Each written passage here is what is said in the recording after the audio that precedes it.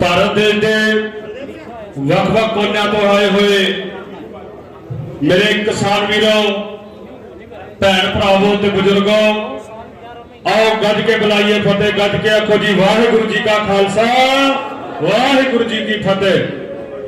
अज किसान जथेबंदियां वालों बाबा साहब भीमराव अंबेडकर जी के 130वें जन्मदिन ते अज का जो स्पैशल प्रोग्राम रखा गया, सारे ही किसान वीरों का और तमाम जथेबंदियां का साडे बहुजन समाज वालों कोट कोट धन्यवाद। पर सानू ये गल बड़ी समझण की लोड़ है कि बाबा साहब भीमराव अंबेडकर कौन सी। बाबा साहब भीमराव अंबेडकर का जन्म 14 अप्रैल 1891 गरीब परिवार दे विच हुंदा है।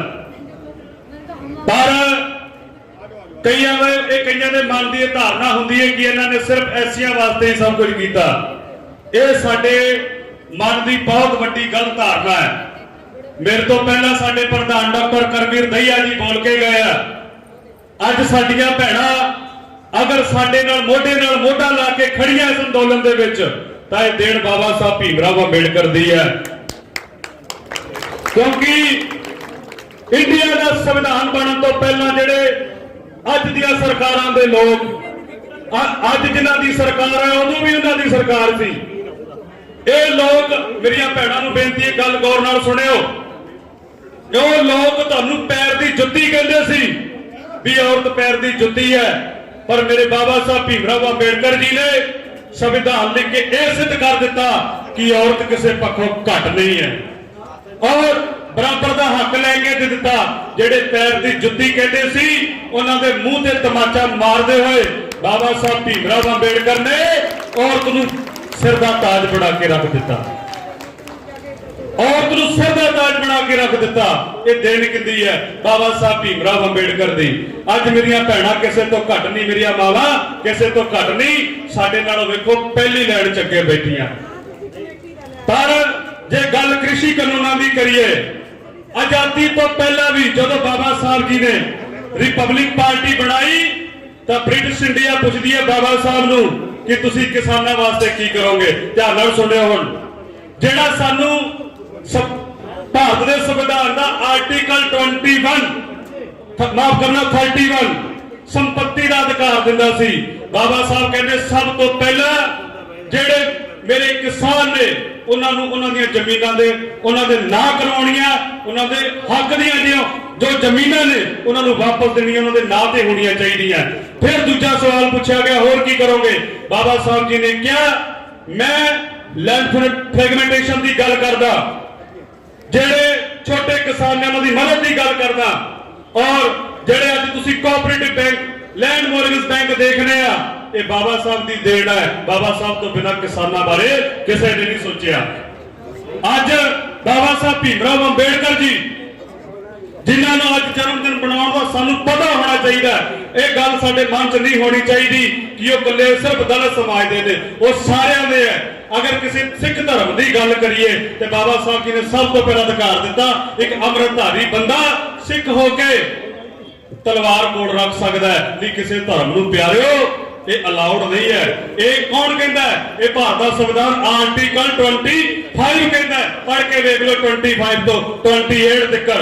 बाबा साहब ने जो सदियों तो रीत चलती आ रही सी उनका ऑपरेशन बाबा साहब ने आप खड़े होके वो पैर की जुत्ती कहते सी, किसानां नूं दबाऊ कहते सी।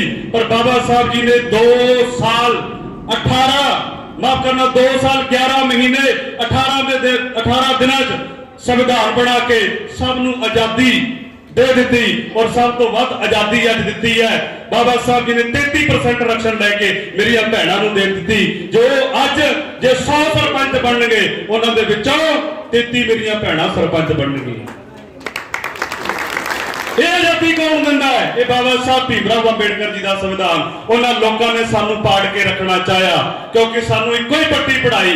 अज असीं पिछे जी आए सी, उस टाइम यही पोस्टर साडे हत्थां सी, सानू पुछण लगे कौन है, इत्थों तक भी कहा कहंदे किहड़ा आड़ती है। मैं कहा ये आड़ती नहीं, ये ओ मसीहा है, ओ मसीहा प्यारिओ जिन्हां ने सानू अपने जमीनां दा खुद मुख्तियार और मालक बनाया। ਭਾਰਤ ਦੇ ਸੰਵਿਧਾਨ ਦੇ ਅੰਦਰ ਲਿਖ ਕੇ, ਪਰ ਉਹਨਾਂ ਦੀ ਵਿਚਾਰਧਾਰਾ ਔਰ ਸੋਚ ਦੱਬੀ ਰਹਿ ਗਈ। ਅੱਜ ਅਗਰ ਬਾਬਾ ਸਾਹਿਬ ਦੇ ਸੰਵਿਧਾਨ ਨੂੰ ਤਾਕ ਤੇ ਰੱਖ ਕੇ ਸਰਕਾਰਾਂ, ਕਿਉਂਕਿ ਬਾਬਾ ਸਾਹਿਬ ਕਦੇ ਨਹੀਂ ਸੀ ਚਾਹੁੰਦੇ, ਉਹ ਚਾਹੁੰਦੇ ਸੀ ਕਿਸਾਨ ਇਸ ਦੇਸ਼ ਦਾ अन्नदाता है, वो कदे परेशान और हैरान नहीं होना चाहिए। ये पहला भी संविधान के खिलाफ चलते सी और अज भी संविधान के खिलाफ चल रहे हैं, काले कानून लेके आ रहे हैं। हुण ये कहते हैं असीं बाबा साहब दी जयंतियां मना रहे हैं, ये बहुत बड़ा ड्रामा इन्हां वल्लों, क्योंकि ये साडी एकता नूं तोड़ना चाहुंदे हैं। ये चाहुंदे सी भी ये जयंतियां मनाउणगे, दलित समाज मनाएगा और बीजेपी दा सरकारां दे लीडर उत्थे जाणगे, किसान विरोध करनगे, ये आपसरी दे विच लड़नगे। पर माफ कर, मैं उन्होंने कह देना चाहना कि तुसी अपनी चालों तो बाज आ जाओ। हुण किसान ते मजदूर इकट्ठे हो चुके हैं, इस लड़ाई नूं जित के ही घर वापस जाणगे। इस लड़ाई नूं जित के वापस जाणगे, बिना जिते वापस नहीं जाणगे। ऐसे करके मैं दंडवत वंदना करदा अपने ट्रस्ट वालों, टीम वालों, इन्हां भैणां दा, जो नौजवान साथी मेरे बुजुर्ग डटे हुए हैं मोर्चे ते, डटे रहो। असीं स्टेज तो ऐलान करदे कि पूरे का पूरा बहुजन समाज अज किसान अंदोलन दे नाल खड़ा है।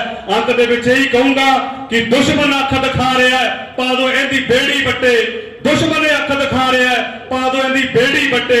मेरे देश के किसान और मजदूरों हुण हो के इकट्ठे, हुण हो के इकट्ठे, आओ गज के बुलाइए फतेह। वाहिगुरू जी का खालसा, वाहिगुरू जी की फतेह। एक बारी बुलंद आवाज ते देखो, आखो मैं बोलना जय भीम, तुसी कहना जय भारत। जय भारत का मतलब है जिद्दन साडी लड़ाई जित्ती गई, असीं भारत नूं जित लिया और असीं भारत नूं जितण वाले लोग आ।